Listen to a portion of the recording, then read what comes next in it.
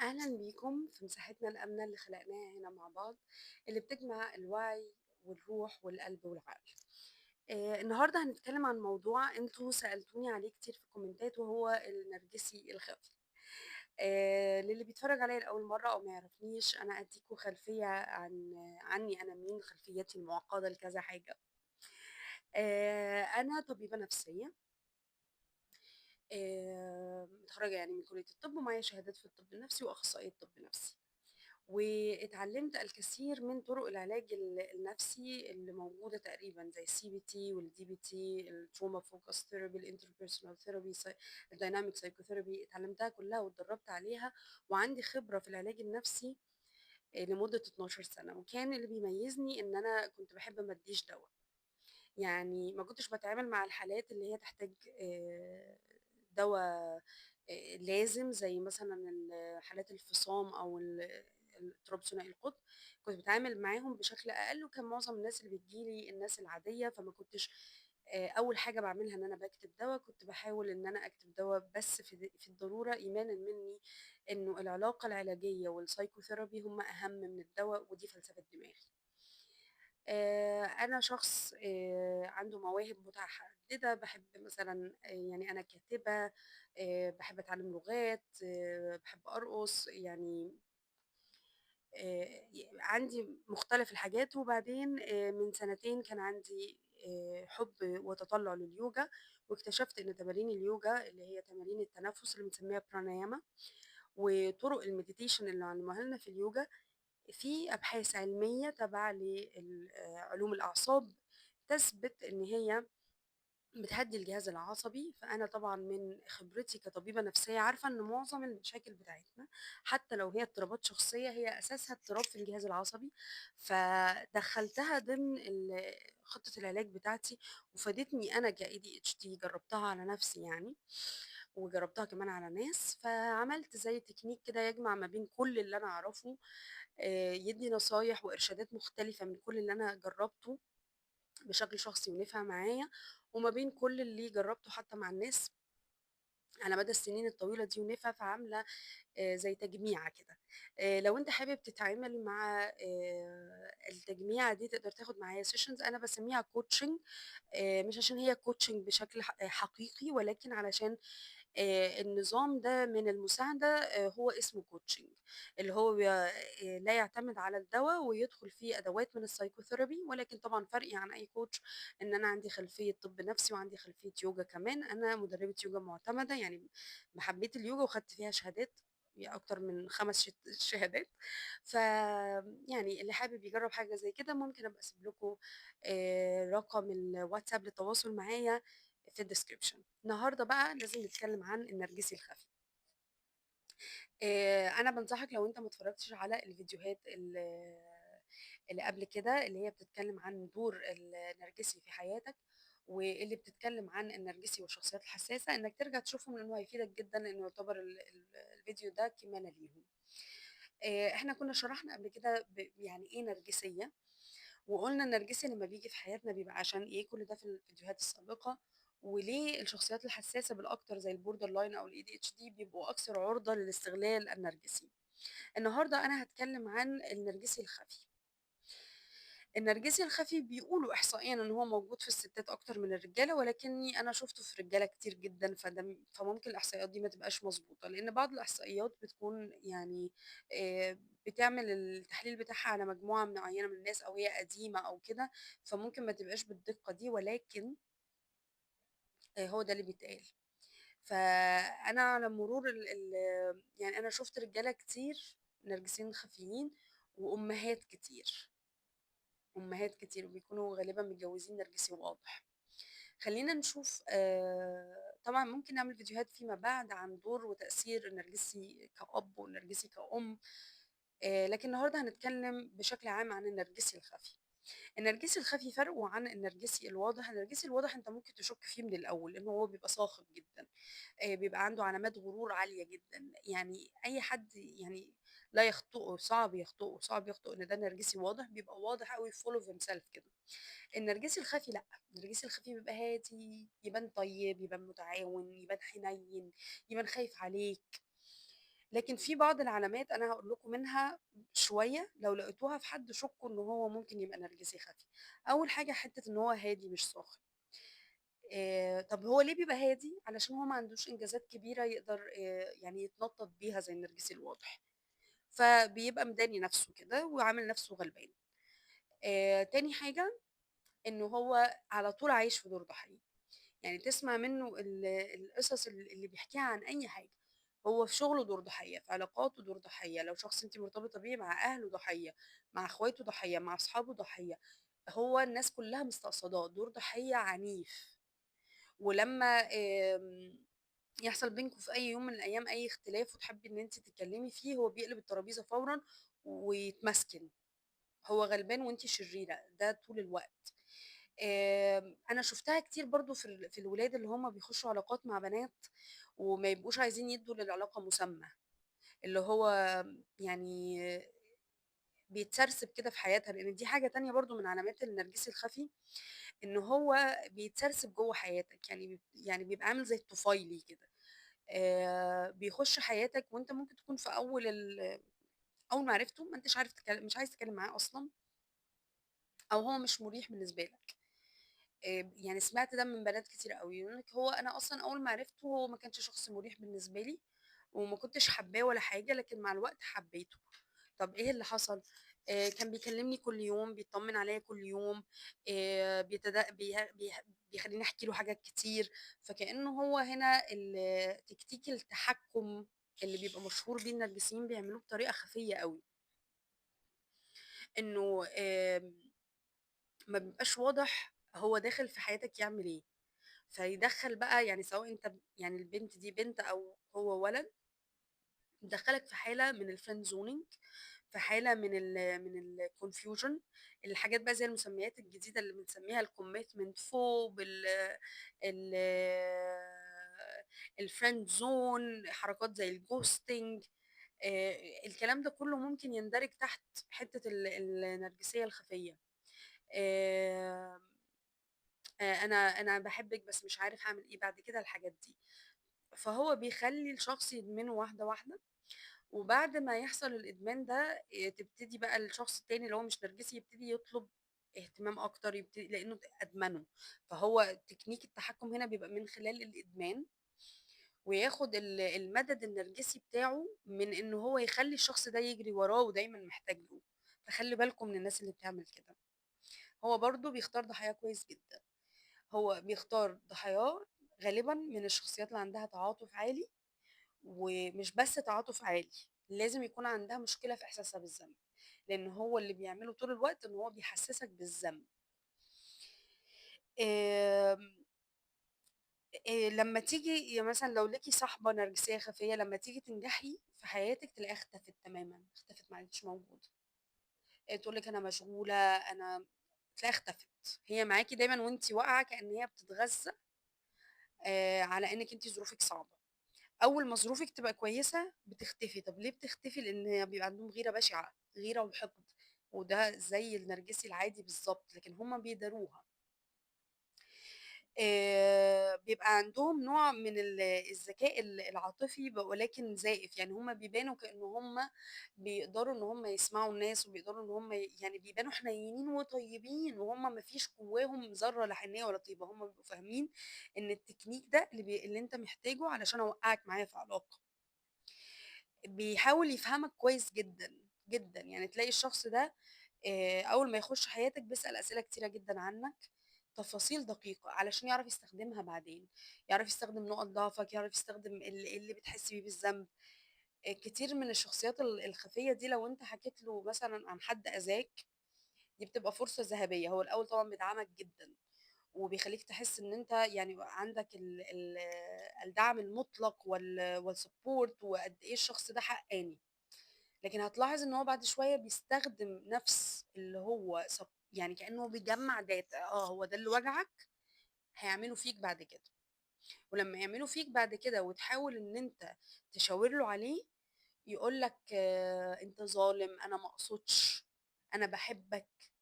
فهو ده من الحاجات اللي بتعمل اللي هي حاجة اللي هم يعني النرجسي الواضح كمان بيعملها، اللي هو التكنيك اللي اسمه جاز لايتنج، اللي هو يبقى في حاجة واضحة زي وضوح الشمس وانا اشككك في جواك العقلية.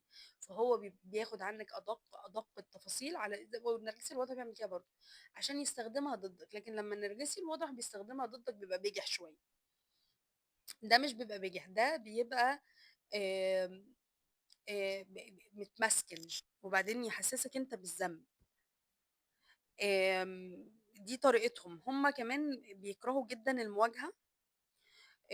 طريقتهم دايما فيها العنف السلبي. يعني هو ما يحبش انه، يعني لو هيبقى في مواجهة او هيبقى في خناقة او كده تلاقيه اختفى. هو ما فيش الكلام ده، يعني قفل تليفونه وراح في 60 داهية مش هيكلمك. اوكي. النرجسي الواضح بينتقد انتقادات واضحة. انا انت مش عاجباني، فستان ده وحش، شكلك وحش. النرجسي الخفي لا.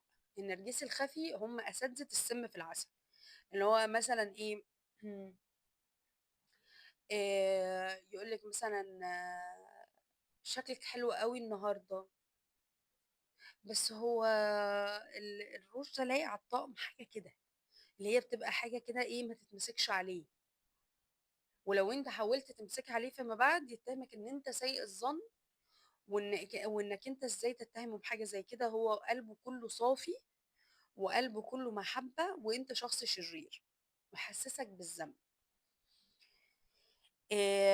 يحاول يديك دعم مزيف. يعني مثلا هو معاك في اي حاجه مش بيقدم فيها مجهود حقيقي. يعني بتحكي له عن حد تاني هيشتم لك فيه وبتاع.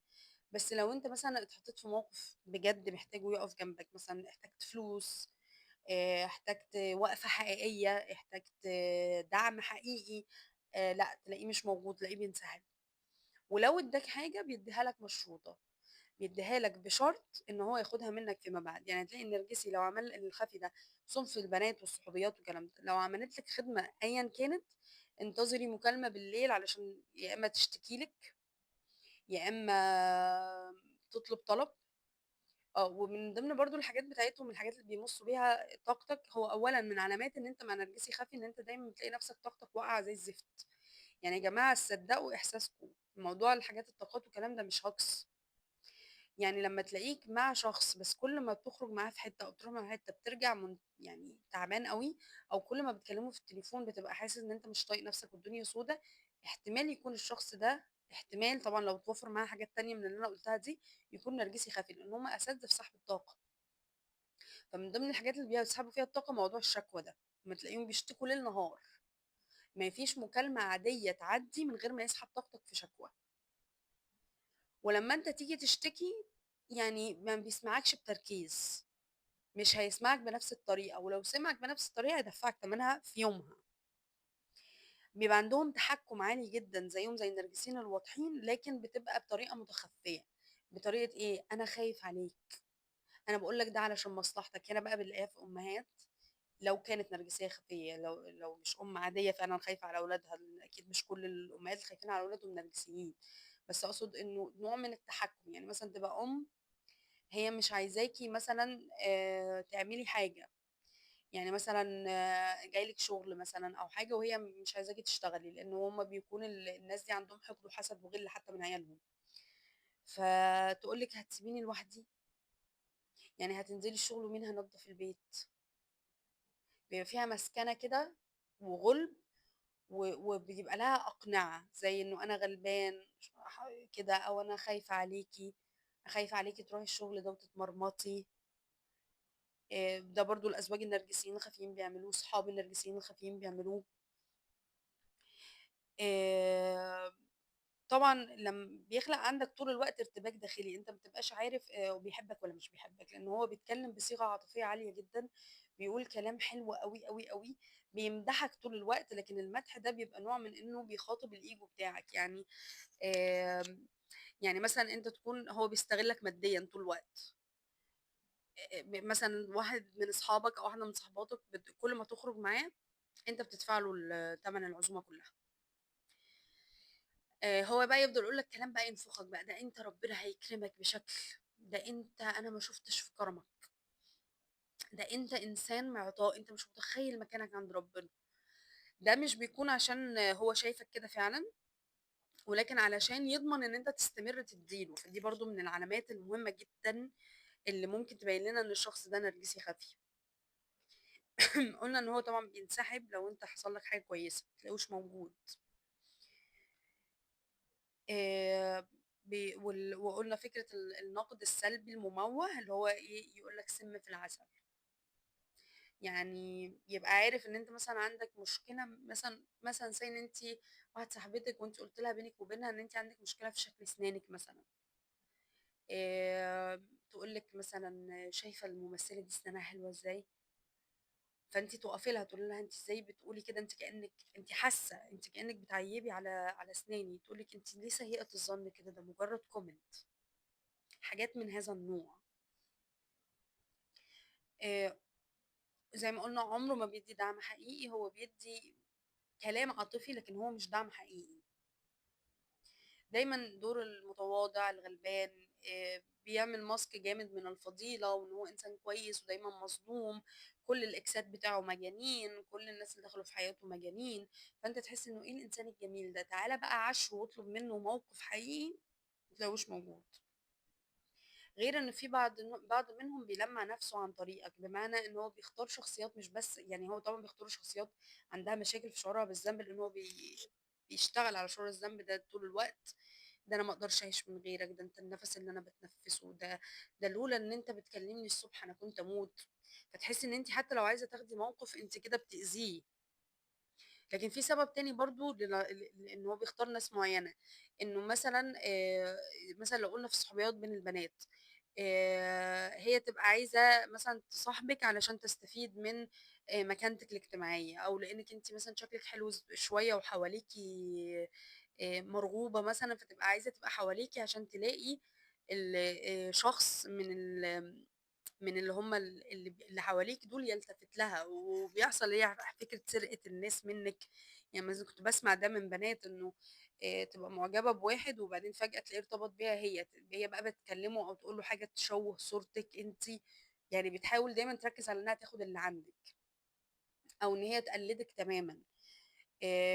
مثلًا أنتِ عايزة مواصفات مثلًا لراجل معين، هي تحاول إن هي آآ تسعى إن هي تكلم حد بالمواصفات دي لمجرد القهر، إنها تضايقِك، إنها خدته قبلِك، الحركات البنات عارفينها يعني. عندهم كمان إن هُم لمّا بيتضايقوا مش بيواجهوا، زي ما قُلنا إن هُم جُبنة جدًا مش بيواجهوا، وبيعملوا حاجة اسمها اللي هو الصمت العقابي زي النرجسي العادي، فهو لو متضايق هتلاقيه ما بيتكلمش، أو من غير ما يتضايق ينسحب منِّك فترة عشان خاطر أو ينسحب منّك عشان خاطر تقعد تفكّر فيه.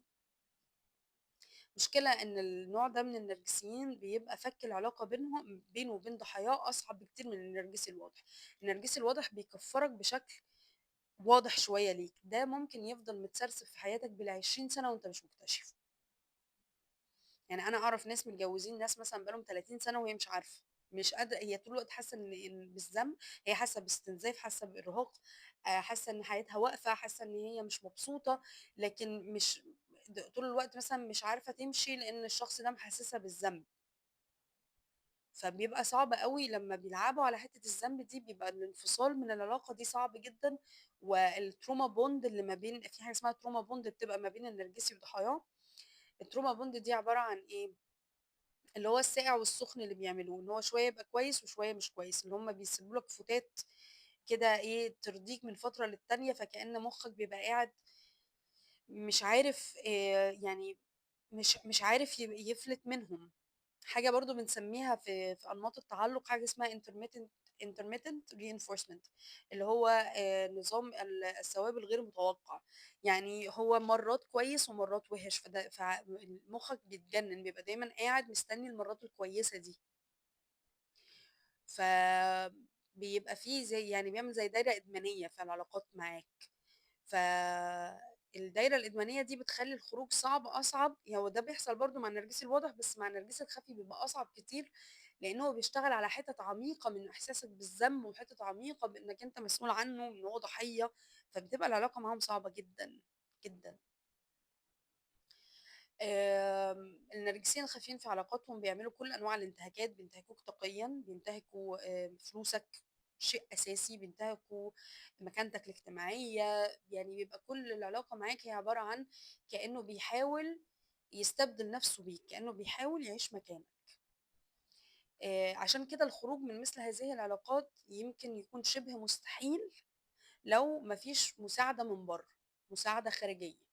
يعني شخص يقعد معاك ويبتدي يحل معاك شعورك بالذنب، يجيب رابطته من الأصل من الطفولة ويحله معاك، ويحسسك إنك مش مجنون، ويحسسك إنك اللي شايفه مش غلط، لإنه هو طبعًا ضحية وغلبان ومعظم الناس اللي حواليكوا شايفينه كده معاهم.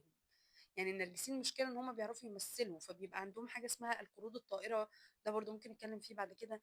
يعني بيبقى في مجتمع حواليك وشايف قد إيه هو كويس، فأنت لمّا بتحاول تنسحب منه ما فيش دليل مادي ملموس حواليك في البيئة بتاعتك تساعدك على ده، فبتحتاج دايمًا مساعدة خارجية، مساعدة متخصصة. طبعًا لو عجبك الفيديو واتفرجت لغاية هنا، أرجو إن أنت تعمل subscribe، share، أرجو إن أنت تكتب لي comment، تشاركني في رأيك، تطلب مني مثلًا فكرة لفيديو جديد أو موضوع جديد، و وشكرًا ليكم، وأشوفكم على خير.